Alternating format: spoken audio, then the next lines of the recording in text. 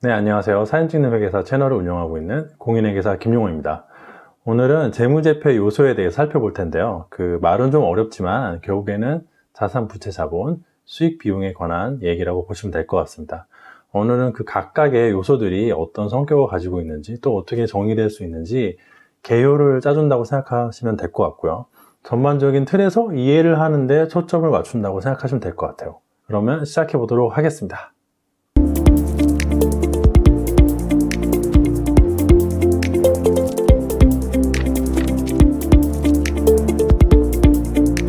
자, 그러면 재무제표 요소가 무엇이냐? 재무제표 요소를 볼 때 재무제표가 표현하고 싶어 하는 것이 두 가지가 있다고 보시면 될 것 같아요. 첫 번째가 재무상태의 측정, 두 번째가 성과의 측정입니다. 즉, 현재의 재무상태, 지난 시간에 다뤘던 스톡에 대해서 다루는 건데요. 그 어떤 기준 시점이 있을 때 그 시점의 스톡, 즉 재무상태가 어떠한 상태에 있는지를 측정하는 것이 하나의 커다란 목표라고 할 수 있고요. 또 두 번째로 플로우, 어느 한 기간의 성과를 측정하는 것도 역시 중요한 목표라고 할 수 있습니다. 이때 재무 상태를 측정을 할 때는요, 자산, 부채, 자본이라는 세 가지 요소로 재무 상태를 표현을 합니다. 이렇게 자산, 부채, 자본 세 가지 요소로 그 표시된 표를 이렇게 재무 상태표라고 하는데요. 기존에는 얘를 대차대조표라는 용어로 사용을 했는데 요즘에는 재무상태표라는 용어를 훨씬 더 많이 사용하고 있습니다. 같은 뜻이라고 보면 될 것 같아요. 그리고 성과의 측정, 이번 기간 동안 얼마나 좋은 성과를 냈는지, 이것은 손익계산서라는 표를 통해서 수익과 비용을 나타내고 있다고 보시면 될 것 같습니다. 재무제표가 재무상태표랑 손익계산서 둘밖에 없는가? 그건 아니고 몇 가지 더 있지만은 일단 이 둘이 가장 주인공이라고 해도 과언은 아닐 것 같아요. 그래서 이 재무상태표를 구성하는 게 자산, 부채, 자본이고 손익계산서를 구성하고 있는 게 수익, 비용이다 라고 생각을 하시면 되고, 이 각각의 요소들에 대해서 한번 살펴보도록 하겠습니다. 재무상태 측정을 보시면 일단 첫 번째, 자산이라고 하는 것은 과거 사건의 결과, 기업이 현재 통제하고 있고 미래 경제적 효익이 기업에 유입될 것으로 기대되는 자원을 말합니다. 이게 말이 상당히 어렵죠. 이 표현을 제가 어디서 가져왔는가 라고 하면, 그 회계기준원에 보면요, 그 회계기준서를 누구나 열람할 수 있게 제공해주고 있는데, 거기 보면은 개념체계라는 파트가 있어요. 그 파트에서 따왔다고 보시면 될 것 같아요. 즉 제가 만든 용어는 아니고 회계기준원에서 쓰고 있는 용어라고 보시면 될 것 같습니다. 그래서 이렇게 딱딱한 용어를 쓰고 있어요. 이게 무슨 뜻인지는 뒤에서 다루도록 하겠습니다. 마찬가지로 부채는 과거 사건으로 생긴 현재 의무로 기업이 가진 경제적 효익이 있는 자원의 유출을 통해 이행이 예상되는 의무를 말합니다. 역시나 말이 상당히 어렵죠. 자본은 상대적으로 쉬운데요, 이러한 자산과 부채가 있을 때 자산에서 모든 부채를 차감한 이후에 잔여 지분을 말합니다. 즉 자산 빼기 부채가 자본이다 라고 말을 할 수 있습니다. 일단 이렇게만 얘기를 하고 지나가면 도대체 이해가 안 되잖아요. 그래서 이 어려운 말들이 어떤 의미를 가지고 있는지 하나씩 살펴보도록 할게요. 이 재무제표 요소에서 주인공이 뭐냐라고 하면은 역시 자산이라고 할 수 있는데요. 자산, 부채, 자본 중에서 가장 중요한 것도 역시 자산이라고 할 수 있습니다. 저 어려운 정의를 하나씩 끊어서 살펴보도록 할게요. 일단 과거 사건의 결과라는 게 무슨 뜻이냐? 과거 사건의 결과라는 것은 미래에 예상되는 일이 아니라 이미 일어난 일이어야 한다는 것이죠. 예를 들어 내가 내일 어떤 물건을 받을 수 있을 것 같아, 아니면 내가 내일 차를 살 것 같아 라고 했을 때 그 미래에 일어날 거를 예상된다고 해서 지금 자산을 잡을 수는 없다는 말이에요. 즉 차를 이미 샀거나 아니면 어떤 물건을 이미 받았거나 가지고 있어야만 그게 자산이라고 볼 수 있지, 앞으로 가질 게 예상된다고 자산이 될 수 없다는 뜻입니다. 어려운 말이 아니죠. 그리고 통제가 무엇인가? 일반적으로 이 통제한다는 것은 법률적인 통제를 말해요. 예를 들어 내가 어떤 물건을 소유하고 있다는 것은 그 물건을 통제하고 있다는 것의 한 종류입니다. 어떤 자산의 법률적인 소유권자거나 법률적으로 통제를 할 수 있는 사람이라면 통제를 하고 있다고 인정받을 수 있다는 것이죠. 하지만 이게 꼭 법률적인 통제만을 말하지는 않아요.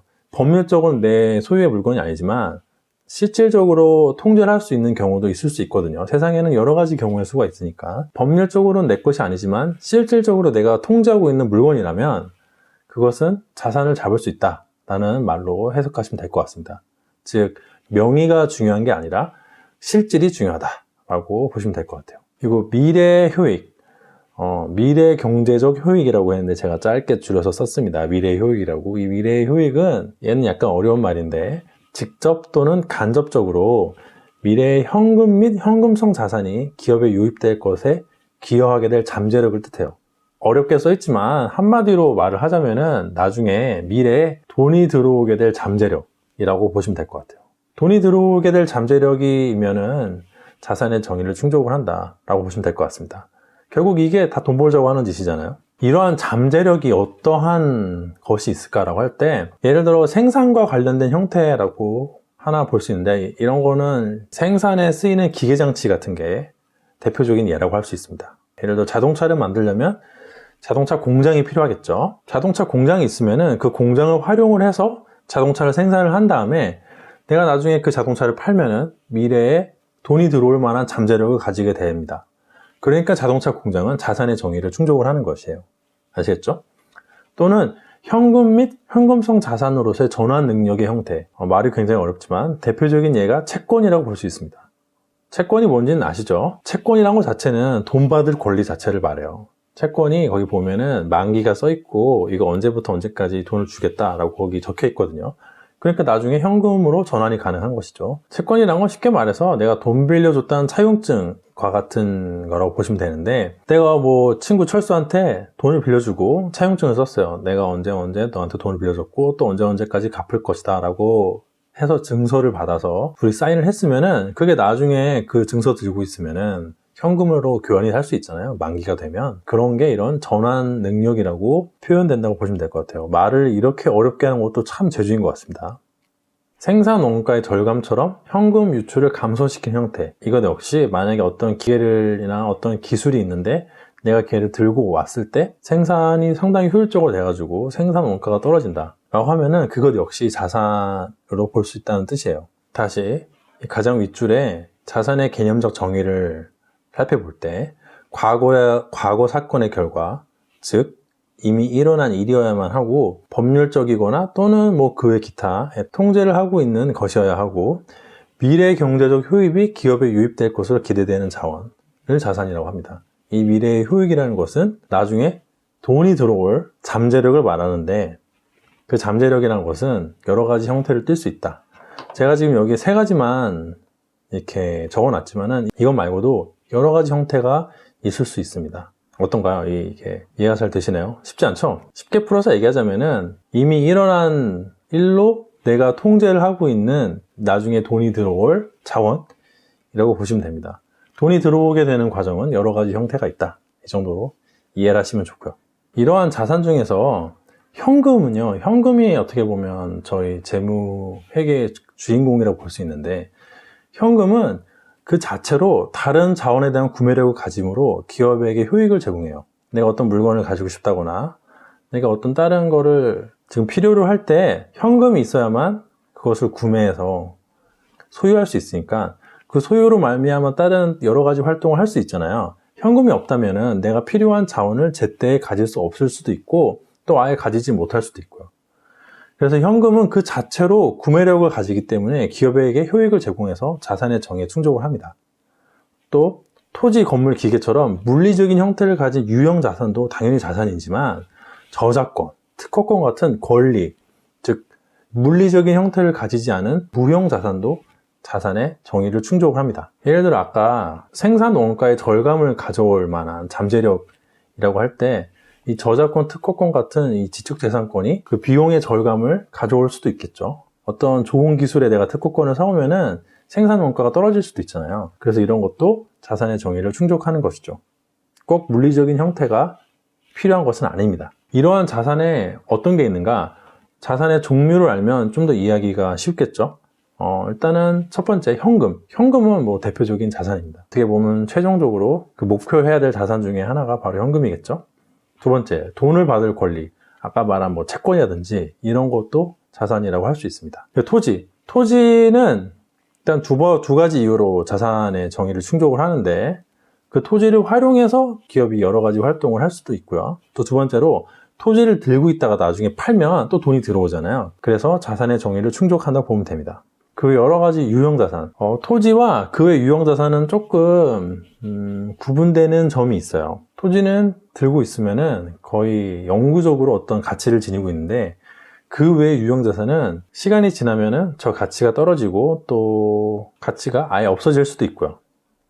예를 들어 컴퓨터 같은 거는 몇 년 쓰면 못 쓰게 되잖아요. 또 건물도 컴퓨터보다 오래 사용할 수 있죠. 하지만 건물이 뭐 영원불변하게 사용할 수는 없습니다. 문화재 같은 건 모르겠는데 일반적인 사람이 살고 있는 주택이나 사무실 같은 거는 50년, 100년 넘어가면 가치가 많이 떨어지겠죠. 또 아까 말씀드린 무형자산, 그 지적재산권 같은 거가 가장 대표적인 무형자산이라고 보면 될 것 같아요. 대충 느낌이 오시죠? 자, 그 다음 부채 개념적 정의를 다시 보면 과거 사건으로 생긴 현재 의무로 기업이 가진 경제적 효익이 있는 자원의 유출을 통해 이행이 예상되는 의무를 말합니다. 즉 어떤 의무인데 저 과거 사건이라는 게 뭐냐?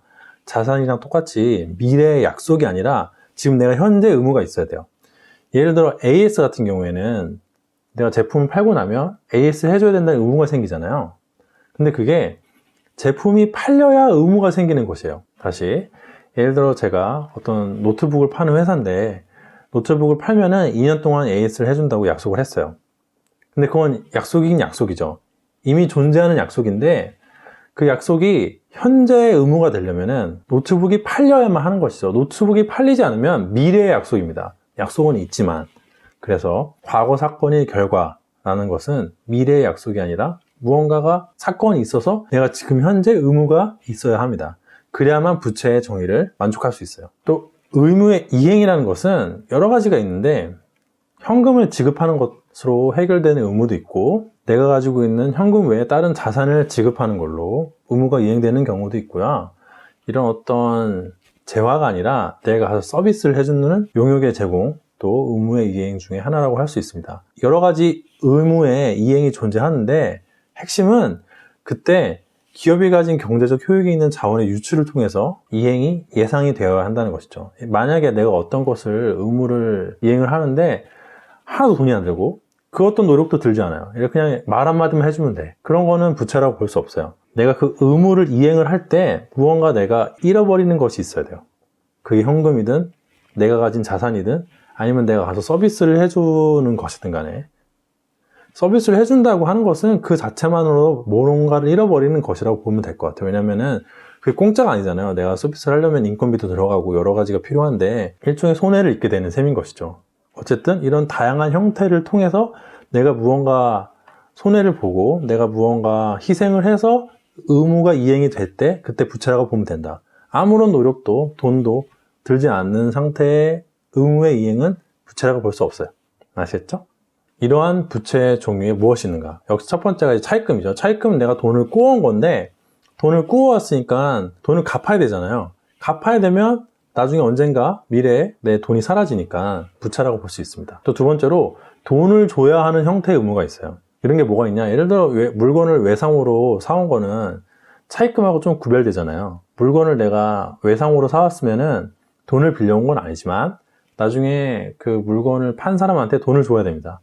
실제로 기업 간의 거래를 할 때 그때그때 현금 거래를 하는 경우 많이 없고 이렇게 외상 거래를 하다가 다 끝나서 한 달에 한 번 정도 정산을 하면서 돈을 주고받는 경우가 상당히 비일비재하거든요. 그럴 땐 내가 외상으로 무언가를 사왔다면 돈을 줘야 되니까 그런 것도 대표적인 부채라고 볼 수 있겠습니다. 또 용역을 제공해야 하는 의무도 당연히 부채라고 볼 수 있는데 아까 말씀드린 AS 같은 게 대표적인 사례라고 볼 수 있습니다. 자, 다음은 이제 자본. 자본은 자산에서 부채를 차감한 게 자본이에요. 쉽죠?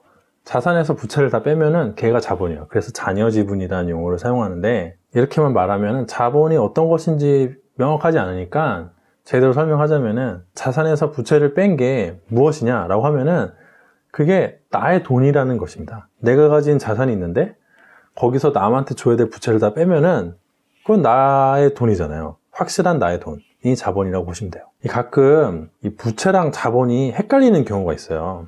제가 지난번 시간에 그 T계정에서 차변에는 자산이 오고 대변에는 부채와 자본이 와서 이 자산을 누구 돈으로 샀는지 표시를 해준다 라고 했잖아요. 그때 가끔은 부채인지 자본인지 좀 헷갈리는 경우가 생깁니다. 그럴 때 그 부채와 자본을 명확하게 구분하는 차이는 내가 나중에 갚아야 되는 의무가 존재하는 거 아닌가.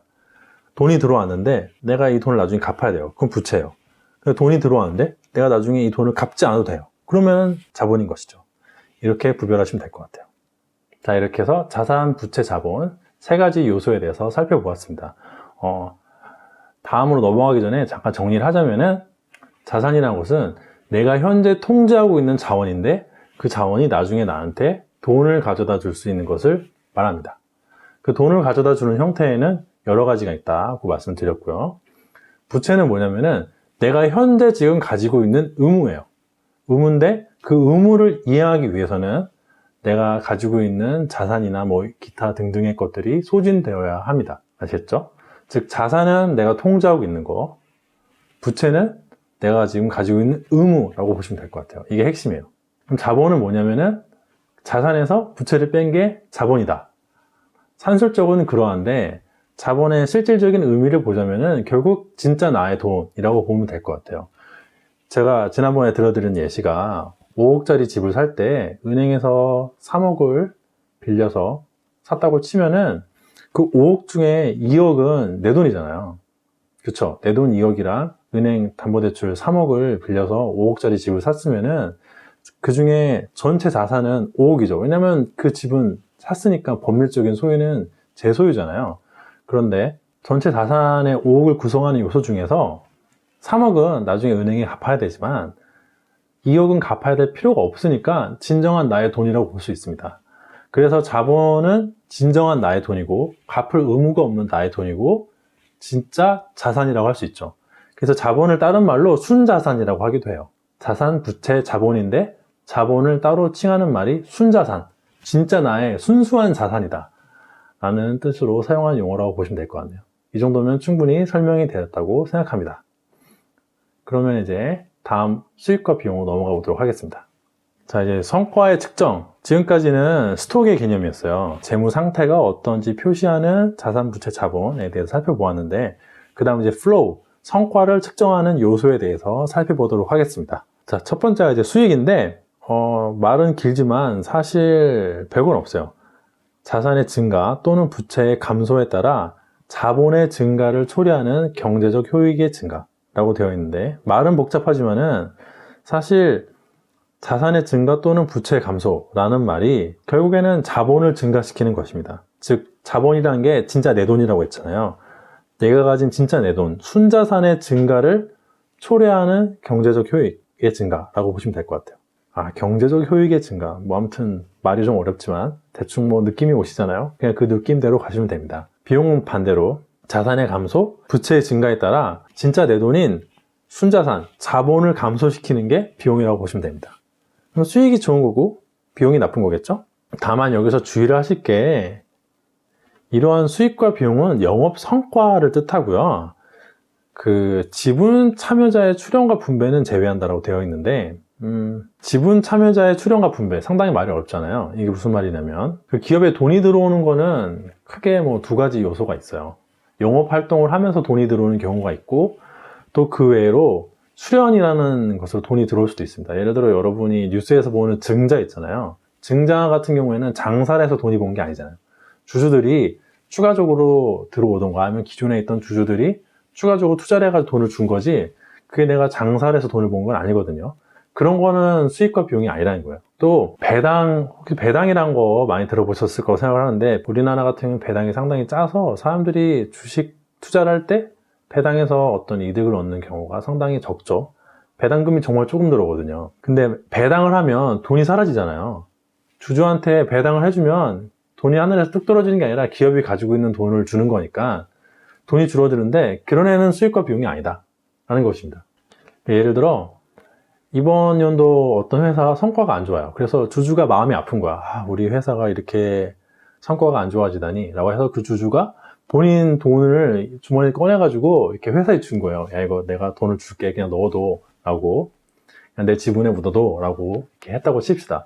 주주가 딱 한 명이라서. 그 사람이 돈을 넣어서 회사에 어떤 자본이 늘어나면 다 그 사람 거라고 쳐도 그게 수익이 아니라는 거예요. 왜냐하면 영업을 해서 장사를 해서 돈을 번 게 아니라 그 주주가 그냥 자기가 있는 돈을 준 거니까 그거는 이제 어려운 말로 지분 참여자의 출연이지 수익이 아니라는 것입니다. 그렇겠죠? 다시 돌아와서 그 수익이 안 좋다고 내 돈을 가져다가 집어넣는다고 수익이 발생하는 게 아니에요. 그래서 성과라는 것은 영업 성과여야만 의미가 있어요. 즉 수익과 비용은 영업이라는 활동을 통해서 발생된 것만 수익과 비용이라고 보시면 됩니다. 이러한 수익의 종류에 무엇이 있는가? 종류 예시를 들면 좀 이해가 쉽잖아요. 근데 이제 수익에는 크게 두 가지가 있어요. 좁은 의미에서의 수익이 있고 차익이 존재해요. 넓은 의미의 수익은 두 가지를 포함을 하는데 좁은 의미에서의 수익과 차익을 포함합니다. 예를 들어 제품이나 상품을 팔고 받은 돈 있잖아요. 이거는 좁은 의미에서의 수익이 맞아요. 기업이 만든 제품이나 사온 상품을 팔고 돈을 받으면 수익이 맞고요. 또 서비스를 해주고 받은 돈, 얘도 좁은 의미에서 수익이 맞습니다. 그런데 가지고 있는 물건을 팔고 번 돈은 차익이에요. 차익도 수익은 수익인데 좁은 의미에서의 수익과는 조금 구별됩니다. 예를 들어 그 제품, 상품 팔아서 받은 돈이랑 가지고 있는 물건을 팔아서 번 돈은 조금 개념이 다른데요. 예를 들어 제가 이 마우스 파는 회사를 운영하고 있다고 치죠. 제가 마우스 파는 회사예요. 마우스 팔아서 하나에 3만 원씩 받고 있어요.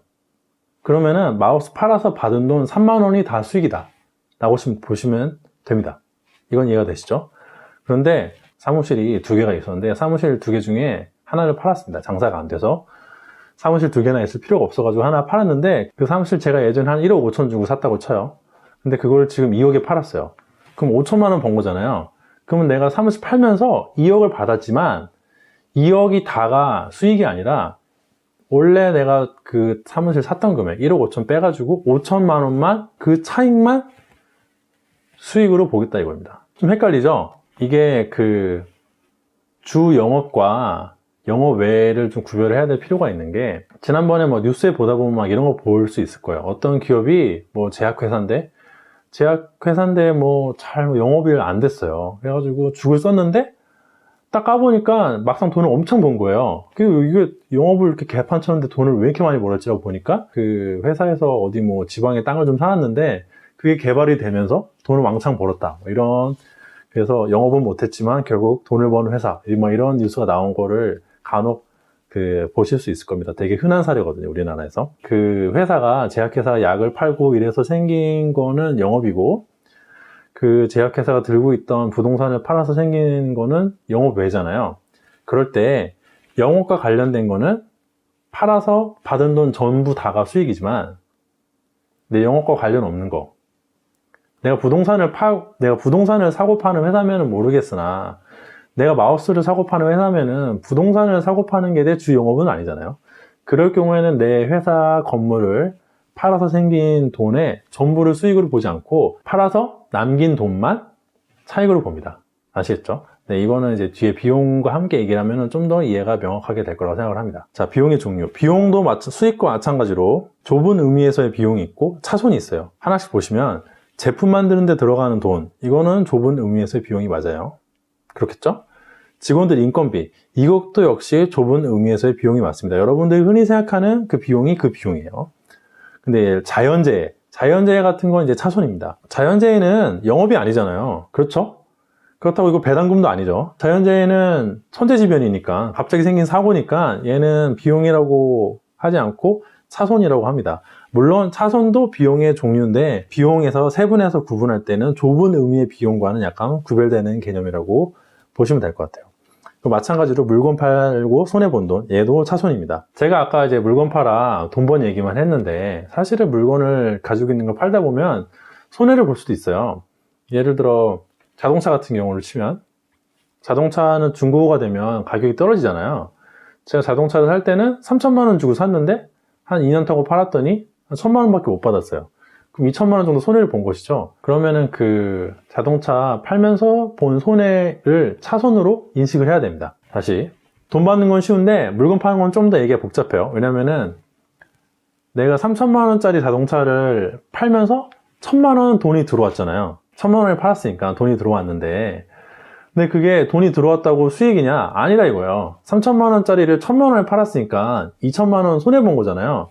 그러면은 이렇게 1,000만 원 딱 들어왔을 때, 아, 돈이 1,000만 원 들어왔네, 수익 잡아야지 라고 하면 안 되고, 2,000만 원 손을 봤으니까 걔는 차손이니까 차손을, 비용을 잡아야 되는 것입니다. 이해가 되시죠? 기업이 영업을 하다 보면 자기 본 그 사업 말고도 이러한 금전 거래를 할 일이 많이 생기는데, 그럴 때는 이렇게 차익과 차손을 다소 구별해야 될 필요가 있습니다.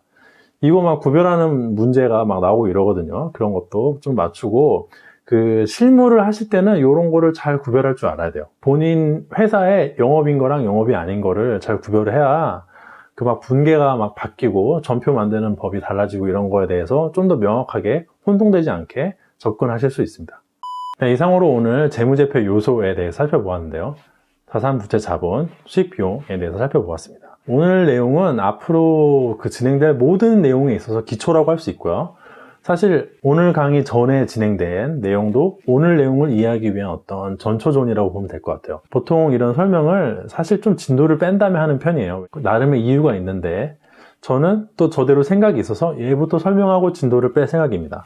혹시 한 번 들어서 잘 이해가 안 되면은 본 강의는 한 번 정도 더 반복해서 수강하시는 거를 제가 권해드리도록 하겠습니다. 그리고 완벽하게 꼭 숙지를 할 필요도 없는 것이 이 오늘 다룬 내용들을 하나씩 나중에 뜯어볼 기회가 있을 것이에요. 그래서 혹시라도 완벽하게 숙지가 안 되더라도 오늘은 개요를 짜는 날이니까 개요만 내가 소화를 시키고 가면 되겠다라고 이해하시면 될 것 같습니다. 네, 오늘 강의 여기서 마치도록 하고요. 오늘도 역시 제 영상이 도움이 되고 재미가 있었다면 좋아요와 구독 부탁드리도록 하겠습니다. 시청해주셔서 대단히 감사합니다.